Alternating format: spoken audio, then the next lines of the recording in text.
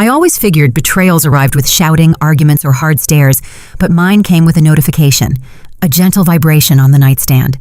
That night, my husband's phone buzzed at 11:47 p.m. I was wide awake, staring at the ceiling, thinking about the trip we were taking the next day to celebrate our 35th anniversary. He slept soundly beside me with that heavy breathing that always made him seem like a man at peace. But not that night. Something made me look at the phone. Just one text message, one sentence, one clean stab. "Let me know when she's gone." And the sender, Chloe, my best friend for 20 years, my son's godmother, the woman I had shared secrets, tears, and countless cups of coffee with.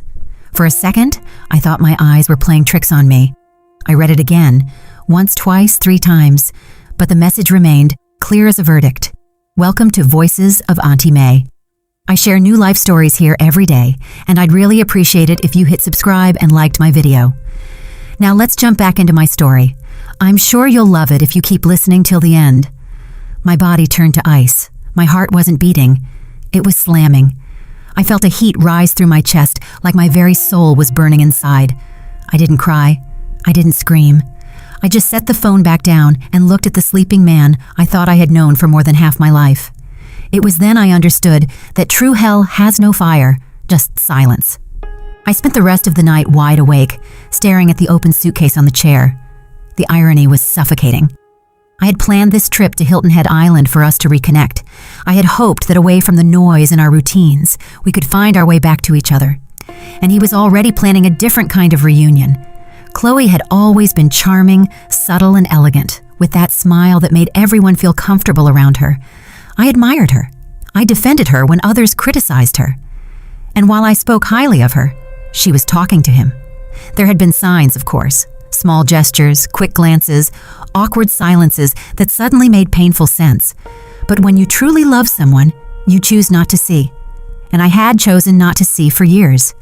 That night, while he slept, I decided I wouldn't confront him.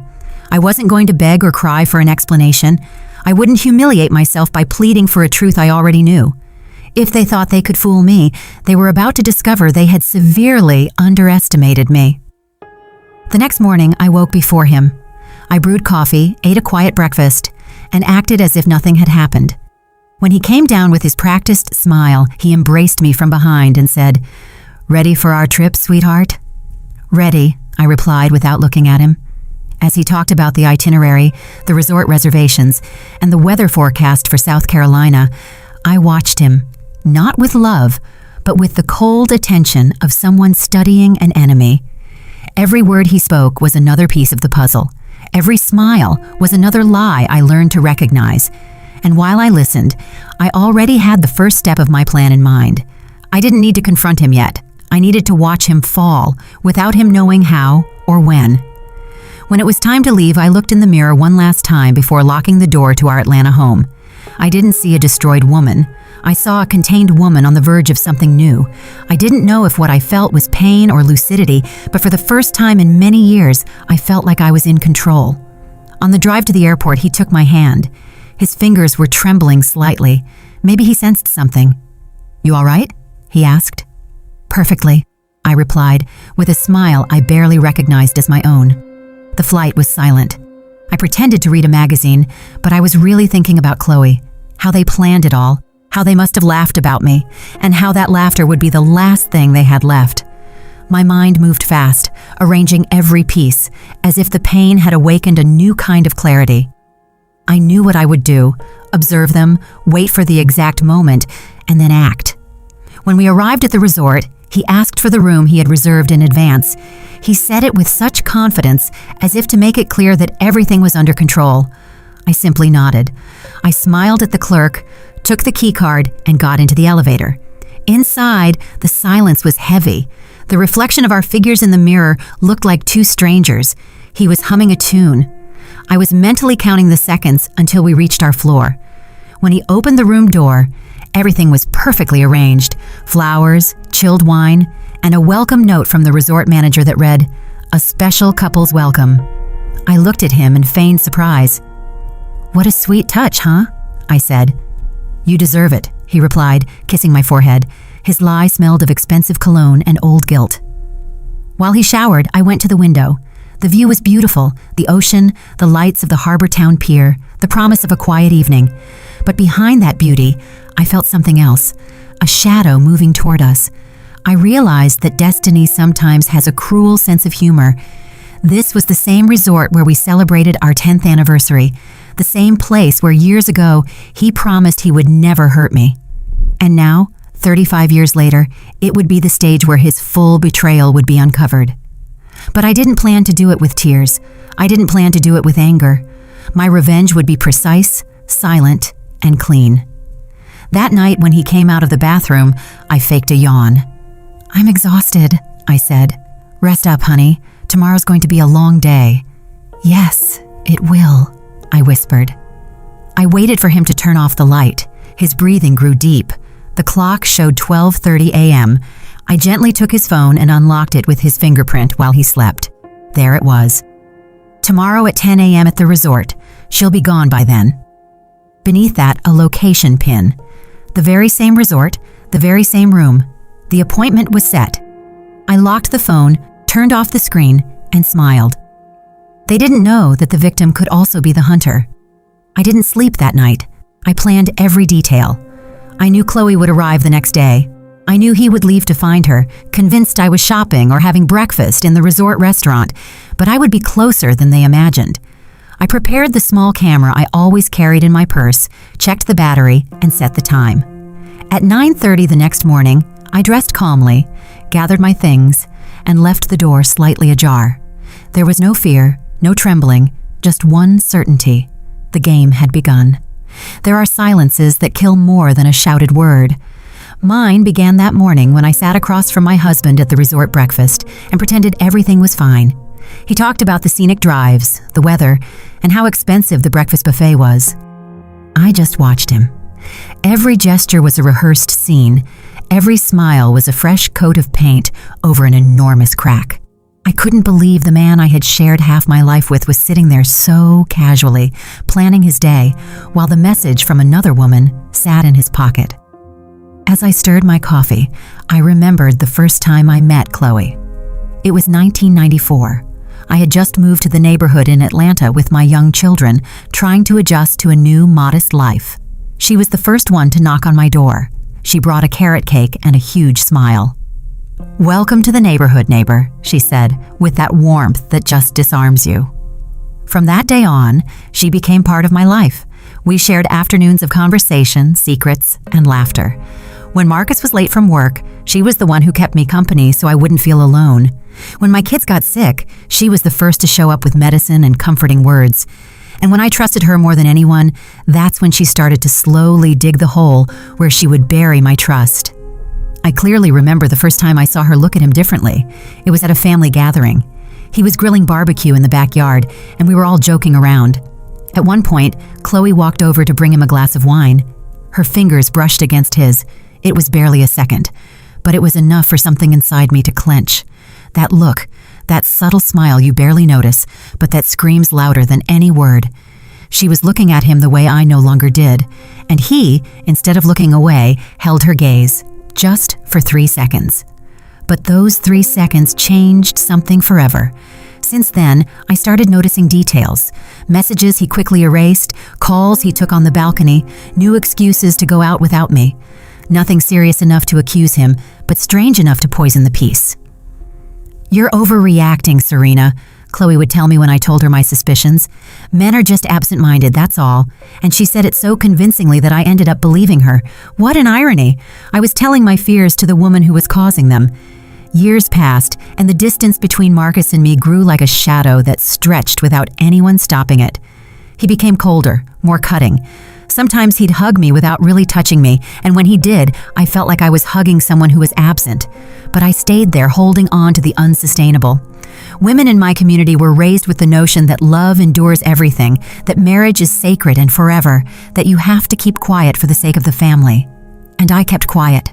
I kept quiet for years while the betrayal grew in silence until it became a permanent fixture. While we ate breakfast at the resort, I observed him with different eyes, not eyes of love, not even eyes of hatred. I looked at him the way you look at a stranger who lives with you out of habit, and it was in that instant I realized I had been sleeping with a stranger for years. "You all right?" he asked, noticing my silence. "Yes, just a little tired. Don't worry, you can rest after breakfast." "I will rest," I replied, hiding the irony in my voice. He had no idea what I was planning. He thought he still had control, but he didn't know the board had already been flipped. After breakfast, we went for a walk on the beach. The wind was soft and the ocean immense. We looked like a happy couple to anyone who saw us pass. Him holding my arm, me smiling naturally. But inside me there was a hurricane. He spoke, and I listened from a distance. His voice sounded hollow, like an old recording. At some point, he took my hand and said, "Serena, you know what? I'm so glad we took this trip. Lately, I felt like we were disconnected." "Me too," I replied calmly. "But don't worry, soon everything will be back in place." If only he had known the weight of my words. In the afternoon, I went alone to the resort village shops with the excuse of buying souvenirs. In reality, I needed to think clearly. I walked among the stalls, watching other people's lives continue as if nothing were wrong. The noise, the voices, the colors, everything contrasted with the emptiness I felt inside. I took out my phone, opened my email, and forwarded the screenshots of the message I had read to my own private account. Afterward, I installed an automatic recording app on his phone. The idea was now clear in my mind. I wouldn't face the betrayal with words, but with evidence. That night, he dined with me as if nothing had happened. He ordered wine, toasted to us, to our years together. His words sounded like cheap theater. Meanwhile, I was counting the minutes until the next day. At 10 p.m., Chloe sent a new text. I saw the notification flash on his screen while he slept. "All set. See you at 10:15. Use the spare key card. You know where it is." It wasn't a coincidence.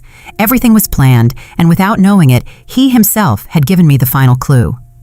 That night before sleeping, I looked at him one last time with tenderness. Yes, tenderness, because despite everything, part of me still loved him, or at least loved the man I thought he was.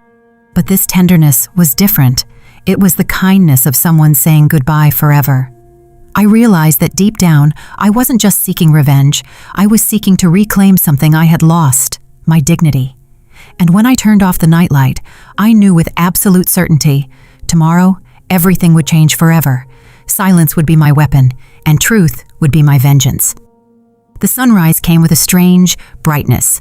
The ocean in front of the resort was serene, but something in the air warned me that this day wouldn't be like any other. I woke up before him. The sun barely touched the curtains, and the room smelled of wilting flowers and cheap foreign perfume. I stayed watching him as he slept. His face looked peaceful, but I no longer saw my husband. I saw the actor who had played his role for too long. And for the first time in many years, I didn't feel pain, I felt clarity.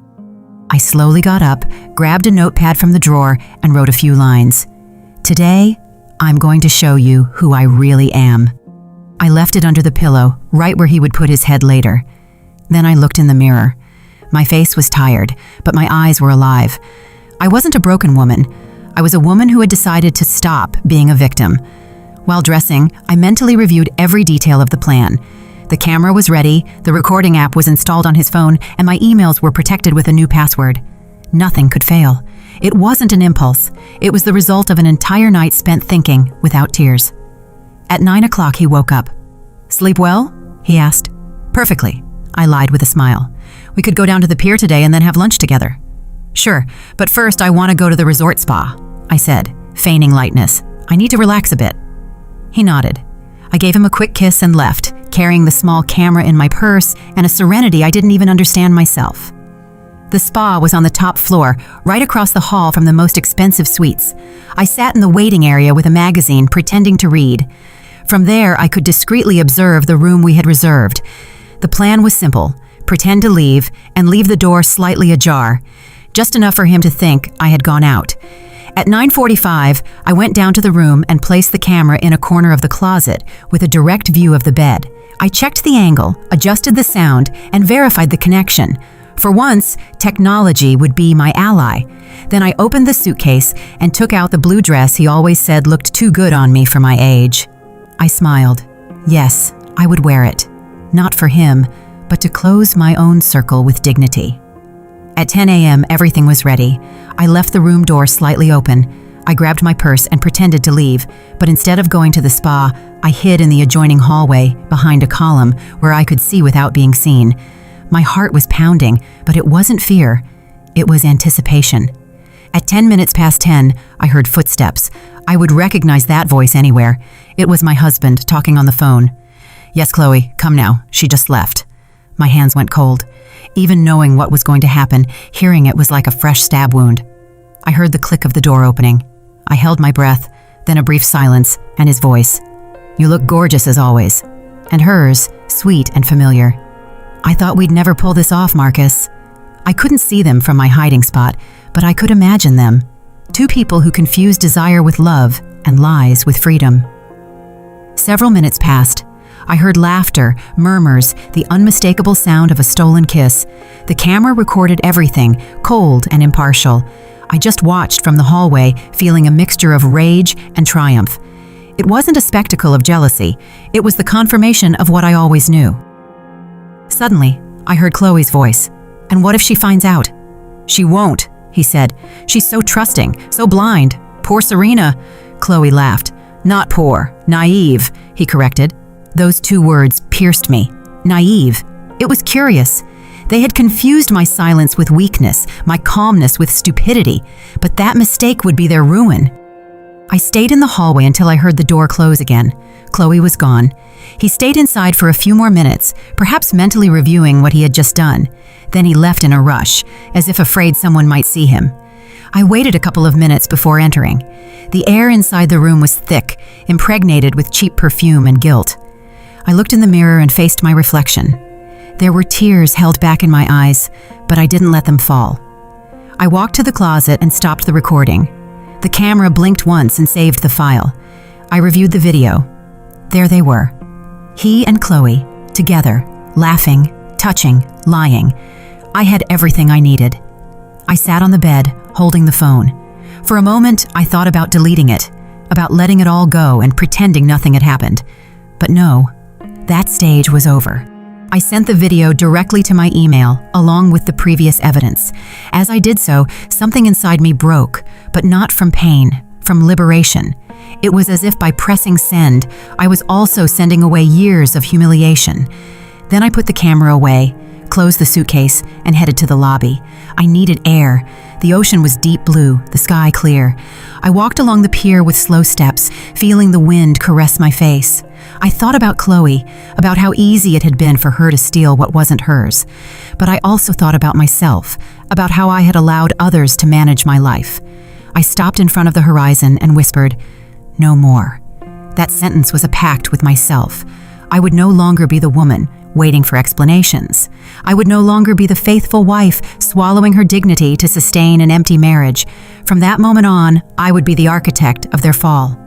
I returned to the resort with a faint smile. He was at the bar, faking a work call. When he saw me, he raised his hand and said, "Honey, how was the spa?" "Wonderful," I replied. "I feel like new." We sat together and ordered a glass of wine. He talked about business, the weather, and trivialities.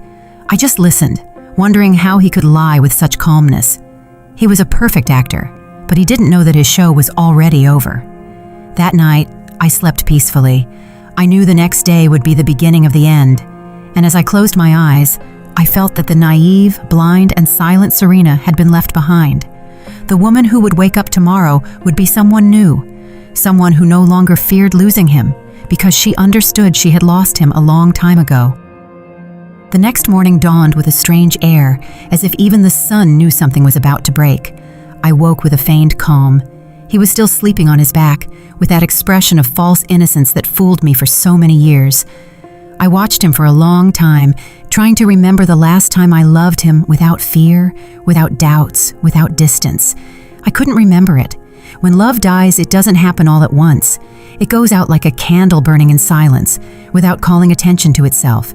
And that day, facing the man who was once my everything, I knew the flame had completely extinguished. I got up, opened the curtains, and let the light in. "Good morning," I said, with a voice that sounded too normal. "Morning, honey," he replied, stretching as if he had no sins to hide. While he showered, I discreetly checked the camera I had hidden the morning before. The battery was still charged. The green light blinked patiently. The device, like me, waited for the moment to record his fall. Breakfast passed without incident. He talked about the boat ride, dinner that night, the nearby beach. His speech was so trivial it was almost offensive. I nodded, smiling courteously, like an actress in a play I already knew by heart. But behind that pleasant facade, my mind did not rest. Everything had to be perfect. Not one mistake, not one extra word. The trap had to close just when they felt safest. At 9 o'clock sharp, he said he had to go down to the lobby to confirm a reservation. He kissed me on the cheek and grabbed his phone. I pretended to be distracted by a magazine. I watched him leave without moving. When the door closed, the room filled with a new silence. It wasn't emptiness, it was power. For the first time, the silence was on my side. I waited a few minutes before getting up. I went to the door. I opened it just a crack and looked into the hallway. Nothing, but something in the air told me he had already made the call. I returned, grabbed my purse, and headed to the end of the hallway, where a small service door connected to the side staircase. It was the perfect hiding spot. From there, I could see without being seen, thanks to a mirror in the corner. My heart pounded with a mix of adrenaline and lucidity. It wasn't fear, it was anticipation. At 10:15, I saw her arrive. Chloe, my friend, my confidant, my sister at heart, wore an elegant, discreet beige dress, as if trying to look innocent even in her sin. She walked with a firm step, not looking to the sides. My husband appeared a few seconds later. He greeted her with a smile so natural it hurt. "Finally," he said, "you have no idea how much I missed this." "Don't talk so loud," she whispered. "Serena's convinced I went to the lobby." That phrase made me suppress a bitter laugh. She was convinced, yes, but not of what he thought. They both entered the room. The door closed. The sound of the lock was like the start of a carefully rehearsed scene. From the hallway, I watched the reflection in the mirror opposite the window. I could see enough to understand everything. I saw them embrace, laugh, and talk with that disgusting complicity that only cowards have when they think no one is watching them. My breathing remained controlled. I wasn't trembling. I wasn't crying. I was just watching, cold and awake. It was like watching a movie, except I was the one who wrote the script. I heard his voice. "You don't know what I had to put up with last night." "Poor baby," Chloe whispered mockingly. "Sleeping with her must be a punishment. It's almost over now. I just need a little more time." "And after that?" she asked, resting her hand on his chest. "After that, everything will be ours." The rage rose in me like a wave, but I held it back. It wasn't time to explode. Every one of his words was being recorded, every gesture captured. The camera watched them with the same patience I had waited for them for years. Chloe sat on the bed, crossing her legs flirtatiously. "What if she realizes?" she asked softly. "She won't. She believes what she wants to believe. You always underestimated her." "And I wasn't wrong," he said. That last sentence was the hardest blow. Not because of what he was saying, but because it confirmed what I feared, that for years my silence had been his nourishment. I leaned against the wall. My hands were sweating, but not from nerves. It was contained fury, an old fury that was now finding its outlet. I stayed there watching them for more than 10 minutes. Chloe laughed, he kissed her, and the faithful camera saved everything. At 10:30, she got up to leave. "See you tonight," she said, fixing her hair in the mirror. "I love you," he whispered. "I love you too." She closed the door and left. He stayed inside for 5 minutes, checking his phone. I took a step back without making a sound and waited for him to leave. 5 minutes later, I saw him walk away with the same careless air as always. I entered the room. The smell of Chloe's perfume still floated in the air, the open wine bottle on the table, the glass marked with lipstick, the messy bed. Every detail was a silent confession. I walked to the closet, turned off the camera, and reviewed the footage. There were his laughter, their caresses, their betrayal, filmed with implacable clarity. While watching the recording, I didn't cry a single tear. I only felt a strange serenity, as if every second of accumulated pain had transformed into strength. I turned off the screen and put the device deep into my purse. It was time to use the weapon they themselves had handed me. I went down to the lobby and found him sitting at the bar, pretending to check his phone. I approached him with a friendly smile. "Did you confirm the reservation?" I asked. "Yes," he replied, avoiding my gaze. All set. I patted his shoulder. Perfect, I said. Tonight will be unforgettable. He smiled, not knowing how much truth was in my words. That afternoon, I locked myself in the bathroom with my laptop. I downloaded the files and uploaded them to a private cloud. Then I sent the video to 3 email addresses. One for his downtown office, another for his business partner, the one who always looked at me with pity, and one more to Chloe's husband, Thomas. There was no going back, and I didn't want to. When night fell, I put on the same blue dress he always admired. I looked in the mirror and took a deep breath. I was not a sad woman, I was a free woman. The Serena who had felt fear that morning no longer existed.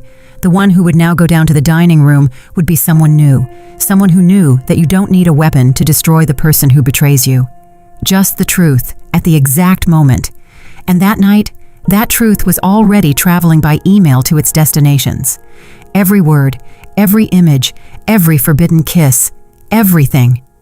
Tomorrow, the whole world would know who they really were. And when the storm crashed down on them, I would already be far away, silent and unstoppable. The following sunrise did not bring peace. The ocean was still serene, but inside me, a storm was blowing that I could barely contain. I knew this day would mark a before and after. At 6 a.m., I was already awake, sitting by the window, watching the waves crash against the rocks. My husband slept deeply. He had no idea that in a matter of hours, his entire life would collapse. The silence was so dense I could hear the ticking of my watch. Every second reminded me that the moment was approaching. I didn't feel fear, but a frozen calm, a calm only felt by someone who has decided not to turn back. At 7:30, I went down to breakfast alone. He was still sleeping, or pretending to. I didn't care. I poured coffee and opened my notebook. I wrote a single sentence. He who betrays forgets that the truth has a long memory. As I savored the first sip, I observed the tables around me. Couples talking about love, tourists laughing, families taking photos. Everyone seemed to live a normality that no longer belonged to me. I, on the other hand, waited for the collapse with the serenity of someone who has already said goodbye to everything. At 9:30, he appeared. His face looked tired, his eyes a little puffy, but he tried to hide it. "Good morning, honey," he said, kissing me on the cheek. "Good morning," I replied softly. He sat down, ordered orange juice, and spoke about unimportant plans, the boat ride, the gala dinner, the return home. I listened in silence, studying every gesture. His hands moved nervously. His eyes avoided mine. Guilt has a language that needs no words. At 10 o'clock, his phone vibrated. He grabbed it quickly, believing I wasn't noticing anything. "Who is it?" I asked. "The front desk, confirming dinner." He answered without looking at me. I nodded. "Perfect. Don't be long," I said with a calm smile. "No, I won't be long." He stood up, grabbed his keys, and left the dining room. I counted mentally. 1, 2, 3, 4. By the 5th step, he was already talking on the phone. I knew what he was saying, even though I didn't need to hear it. I put my cup on the table, slowly got up, and followed him. The resort was a maze of carpeted hallways with gilded mirrors that returned distorted reflections of reality. I saw him stop in front of the room, look both ways, and open the door carefully. He went in. The door closed. I stood still for a few seconds. I could feel the pounding in my temples, as if my whole body were a drum. I took a breath, grabbed the camera in my purse, and walked to the end of the corridor, where I could see the door through a side mirror. I didn't need more. The scene was almost the same as the day before, but this time with something different. I was ready to end it. It was 10:20 when I saw Chloe enter. She wore a white dress and a wide-brimmed hat that tried to cover her face, but she couldn't hide her gait, the same familiar walk I'd seen so many times crossing my living room. This time, that step was leading her straight to her ruin. My husband received her with a broad smile, took her hand, and kissed her with the confidence of someone who thinks they have the world under control. I didn't look away. Every gesture, every word was a confirmation. I watched them talk by the window. She laughed. He leaned toward her. They looked like 2 lovesick teenagers, oblivious to the weight of their lies. The feeling they shared wasn't passion, it was arrogance, that absurd belief that consequences only exist for other people. For a few minutes, I watched them in silence. Then, without losing my composure, I took out my phone and opened my email. I verified that the video had been sent. Everything was in motion. The copies were already reaching their recipients, his boss, his family, and Chloe's husband, Thomas. All that remained was to wait. And that's when I decided to do something more. I approached slowly, walking quietly until I stood right in front of the door. I didn't enter. I just knocked twice. Silence. Then his voice. "Serena, is that you?" I didn't answer. I just waited. I heard them moving inside, clumsy and nervous. When the door opened, I was met with their two faces frozen in the air. Chloe's blouse was unbuttoned. He had the look of someone who had just seen a ghost. "What are you doing here?" he asked in a thin voice. "I wanted to see if the room was as comfortable as you said in your texts," I replied with a serene voice. Chloe paled. "Serena, I can explain." "I don't doubt it," I interrupted. "But I don't need to hear you. You've already done all your explaining in front of the camera." My husband's eyes filled with terror. "What camera?" he asked. "The one you failed to see, just like you failed to see me," I replied. Before he could react, my phone vibrated with several notifications. His boss, Chloe's husband. The copies had arrived. I looked him in the eye and said, "There's no turning back." "Serena, please," he shouted, moving closer. "We can talk." I stepped back. "No, there's nothing left to talk about." "I love you," I laughed bitterly. "No, Marcus, you love yourself. And you don't even do that well." Chloe started crying. "Serena, don't do this. My husband, my family." "Then you should have thought about that before you betrayed the woman who opened her home to you." For an instant, silence filled the room. All that could be heard was the hum of the air conditioning. I looked at them and felt strangely at peace. There were no shouts or tears, just justice. Cold, clean, inevitable. "Don't worry," I finally said. "I'm not going to stay to watch the mess. I just came to say goodbye." I grabbed my things, walked to the door, and added, "Oh, and don't try to delete anything. It's already in the cloud." I closed the door behind me without looking back. The hallway felt long, but my steps were firm. With every step, I felt a weight fall from my shoulders. When I reached the elevator, I pressed the lobby button and looked at my reflection in the mirror. I saw no rage or sadness, just determination. When the elevator doors opened, the chaos had already begun. In the lobby, a man was shouting into his phone. It was Thomas, Chloe's husband, holding his cell with the video playing on the screen. The eyes of the guests were glued to him. A few seconds later, I saw my husband run down the stairs, followed by Chloe. His face was distorted, his eyes desperately looking for an exit that no longer existed. Thomas lunged at him, hitting him and screaming, "With my wife, you bastard, in the resort, right in my face!"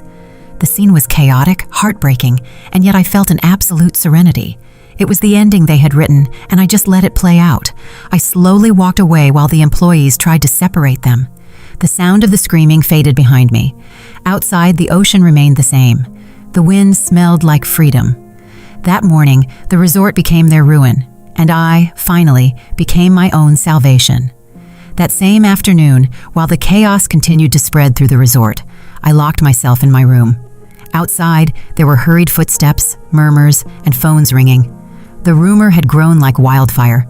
The recording was already making the rounds on cell phones worldwide, and I just watched in silence. I felt no guilt. I felt justice. I turned on the television. On the local news in Atlanta, my husband's name was already mentioned alongside the word scandal. One of the resort's security cameras had captured the altercation in the lobby. The images repeated over and over, him trying to flee, Thomas hitting him, people recording with their phones. Everything he had wanted to hide for years was now exposed without filters for everyone to see. And I just breathed. I poured myself a glass of wine and sat by the window. The ocean was calm, as if the world wasn't ending down there. For a moment, I wondered if I had gone too far, but then I remembered his mocking laughter, the nights of contempt, the empty promises. No, I hadn't gone too far. I had only arrived where I needed to be. As the sun set, I opened my laptop and checked my email. Dozens of new notifications, forwarded messages, screenshots, headlines. Every click was a confirmation that everything had worked. Among the emails was one from Chloe. It just read, "Please delete it. My family has seen it. My son is crying. Don't do this to us." I read it 3 times. I didn't reply. At another time, I would have felt sorry. I would have wanted to forgive, but not anymore. You can't ask for compassion from someone who never had any for you. The next email was from my husband. Serena, let's talk. All this can be fixed. It was a mistake, a moment of weakness. Please, don't destroy everything we built. I smiled. He talked about a mistake, as if it were a slip-up, but his betrayal wasn't an accident. It was a repeated decision for years, and decisions, sooner or later, demand payment. I closed the computer and picked up my phone. I had dozens of missed calls. None of them were worth answering. Silence once again was my best response. I lay on the bed and closed my eyes. For years, his voice had been my constant noise. Now, for the first time, silence sounded like freedom. I don't know how long I slept, but when I woke up, it was night. His phone was still vibrating. This time, I answered. It was him. Serena. His voice sounded broken, desperate. Yes, please, we have to talk. We have nothing to say to each other. You're destroying me. No, Marcus, you destroyed yourself. I just turned on the light. There was a long silence on the other end of the line. Why did you do this? He finally asked. Because I needed to see what you were worth without your lies. And what are you going to do now? Celebrate. No. Live. I hung up without waiting for an answer. The next morning, I went down to the resort dining room. Eyes followed me, some with pity, others with curiosity. I didn't care. I ordered coffee and watched the employees talk in hushed tones. A woman approached me and whispered, "You are incredible. Not every woman would have your courage." I barely smiled. Courage wasn't what I had too much of. It was dignity, and they wouldn't take that from me again. While I was having breakfast, I saw Marcus walk past. He wore dark glasses and his face was swollen, as if he hadn't slept. He stopped for a moment, trying to meet my gaze. I continued stirring my coffee. He no longer existed to me. That afternoon, I received a message from Thomas, Chloe's husband. It just said, "Thank you for opening my eyes. I regret that your pain was necessary for me to see the truth." I stared at those words. They weren't comfort, but they were poetic justice. In one sentence, everything that had happened was summed up. My pain was the lantern that illuminated everyone's lies. I put away my phone. I realized that for the first time in a long time, I was breathing without anxiety. I didn't owe explanations. I didn't owe apologies. I only owed myself. That night, before packing my things, I turned on the camera one last time. I recorded myself looking directly into the lens, not for him, not for Chloe, but for me. I said, "I am not the woman they betrayed. I am the woman who survived, and that by itself is vengeance enough." I turned off the device and packed everything away. I left the resort without looking back. Outside, the wind was fresh, the sky clear. I got into the taxi, and as we drove away, I looked out the window one last time. The building grew small in the distance until it disappeared. I felt a mixture of relief and sadness, but more than anything, I felt peace. When I got home, I found the door slightly ajar. It was him, sitting on the sofa with his elbows on his knees, his face buried in his hands. The man who was once my refuge was now just a ghost. "What are you doing here?" I asked. "Waiting for you." "You shouldn't be." "Serena, I lost everything," he said with a trembling voice. "My job, my friends. Chloe tried to take her own life. And you expect me to feel sorry for you?" "No, I just wanted you to know that I love you." "No, what you love is the comfort I gave you." "Please," he murmured. "Can we start over?" I approached slowly. I looked him in the eyes. There was fear there, and something else. Emptiness. "Marcus," I told him, "there's no going back. You lied to yourself so much you don't know who you are anymore, and I finally figured out who I am without you." I turned, walked toward the door, and added without looking back, "This time, goodbye doesn't hurt. What hurts is that it took me so long to say it." I walked out. The sound of the door closing was perhaps the most liberating moment of my life. That night, I sat on the terrace of my house with a cup of tea.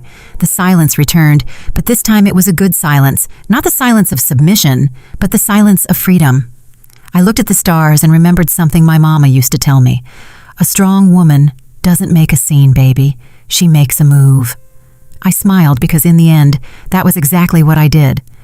The news exploded like a bomb, not just in the house or the neighborhood, but across the whole darn state. My husband, the respected executive, the man with the impeccable smile and family speeches, was now in all the headlines. Executive betrayed by his own ambition. Intimate video exposes affair with colleague's wife. I watched the news without moving a muscle. Every word was a confirmation. For years, I had lived in his shadow, hearing people call him an example of integrity, while I was just the quiet wife who always accompanied him. Now, his silence was mine. And his ruin was too. Reporters camped out in front of his downtown office. Cameras followed his every move. Social media was ablaze. Employees avoided him when he arrived, and his partners, who once called him a friend, stopped answering his calls. A week later, the board removed him from his position. I remember the call. "Serena," he said with a broken voice, "they fired me." "I'm sorry," I replied without emotion. "Are you really sorry?" "No," I said frankly. "I expected it." There was a long silence on the other end. Then I only heard crying, not the crying of a remorseful man, but of one who understood too late that all his power was an illusion. Chloe, for her part, disappeared from Atlanta. Her husband left her. Her daughter moved in with her grandparents. She tried to call me several times. I never answered. One night, she left a voicemail. "Serena, you don't know how much I regret this. I don't know what happened to me. I swear I never meant to hurt you." I turned off my phone. Regret doesn't clean stained hands. It just stains them with tears. Despite everything, I felt no pleasure. I didn't enjoy the scandal or the fall. It was something colder, deeper, a sense of equilibrium, as if the universe had finally adjusted the scale. But with that calm came something new: emptiness. Because revenge, however just, doesn't always bring satisfaction. It leaves silence, and silence, when there is no hatred left to feed it, turns into reflection. I began to ask myself at what point my life had been reduced to waiting for justice. I had dedicated years to surviving his contempt, his control disguised as affection, his selfishness as a man who thought he was God. And now that it was all over, who was I?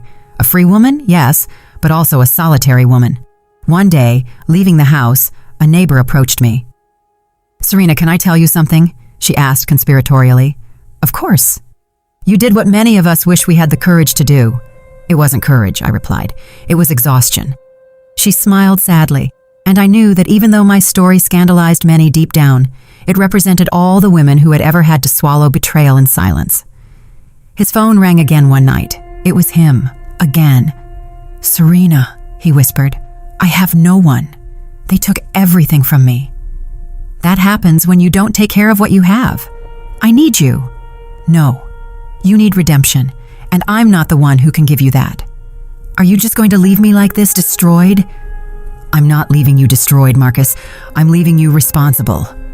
And I hung up. He didn't call again. Days passed. The scandal began to fade, but the consequences continued to burn. His company failed, his friendships dissolved, his name became synonymous with shame, and I kept walking without looking back. People looked at me differently, with respect, and that was new. After decades of being invisible, I had recovered my reflection. One afternoon, I received a letter with no return address. Inside, there was only a sheet with a handwritten phrase, "Thank you for showing me that even the monsters can fall." I never knew who sent it. Maybe some woman who lived through something similar, or perhaps someone who simply understood. I kept that note between the pages of my journal. Sometimes people ask me if I regret it, and I answer that I don't, because what I did wasn't vengeance. It was liberation. For years, I had been a prisoner of a lie, an image, a routine where my voice didn't matter. When I uncovered the truth, I didn't just expose him, I gave myself back to myself. That night, I went for a walk on the boardwalk. The air was fresh, the sky clear. I closed my eyes and let the wind mess up my soul. I thought about everything I had lost. a marriage, a friend, a lifetime of appearances, but also about what I had gained, my name, my voice, my peace, because when a woman is free from fear, no one can dominate her again. I looked at the horizon and promised myself that I would never again love from need, but from choice. And if anyone ever asked me what it feels like to betray, I would answer, I don't know, but I know what it feels like to forgive myself for having allowed it for so long. They say that after the fire, silence always follows, but no one warns you how profound it can be. Several months passed since that storm, and the world seemed to have forgotten the scandal. The headlines changed, people found new dramas to talk about, but I continued learning to live among the ashes, not of pain, but of habit, of that life that once revolved around a man I mistook for love. I remember the first dawn after everything. The sun came through my window, painting the walls with golden hues. That day, I wasn't in a hurry.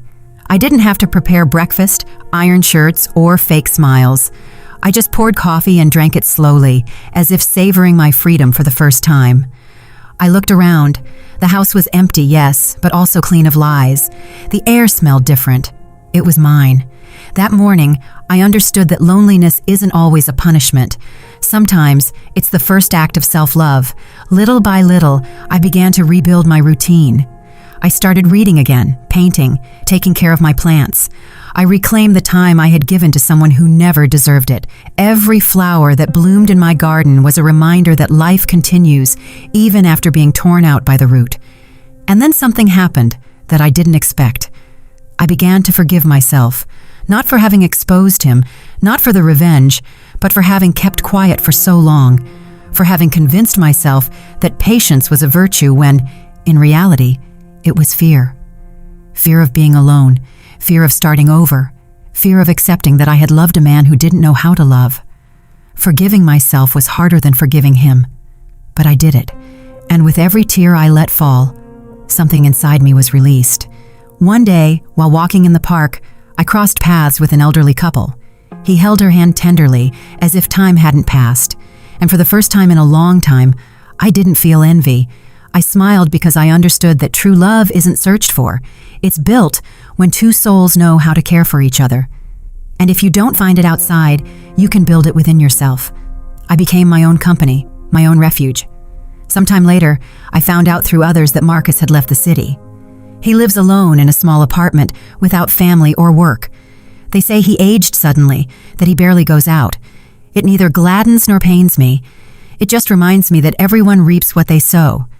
And he sowed lies for years.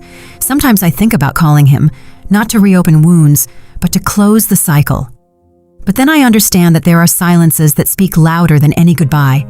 My silence was my answer, and in that silence, I found peace. One night, while organizing my things, I found the camera I had used to record everything. I held it in my hands. It was no longer a symbol of vengeance, but of rebirth. It had been my weapon, my shield, and my voice. For a moment, I thought about deleting everything, but I decided to keep it, not as proof of what they did, but as a reminder of what I was capable of doing for myself. A few months later, I opened a small workshop in my home, Stories That Heal. Women of all ages came there to tell their pain, their anger, their betrayals. I taught them what it took me a lifetime to learn. Don't wait for someone to save you. No one will rescue you, but you can rescue yourself. The voice you most need to hear is your own. Every time one of them smiled through tears, I felt the circle closing a little more. My story, born of pain, was transforming into a bridge for others. One afternoon, as we finished a session, a young woman asked me, "Ms. Dubois, did you ever fall in love again?" I paused for a few seconds. I looked out the window where the sun was beginning to set and replied, "Yes, with myself." She smiled, and I knew she understood. Sometimes life tears everything away from you, and you think it's over. But what it's really doing is giving you the chance to start over without masks. It doesn't matter how much it hurts to lose what you thought was love. True love, the kind that doesn't betray, doesn't lie, and doesn't humiliate, begins when you decide never to lie to yourself again. That was my lesson, my punishment, and my rebirth. I'm 63 now. I walk slowly but without fear. I no longer worry if someone loves me. I love myself enough. I no longer seek justice because life itself takes care of balancing the accounts.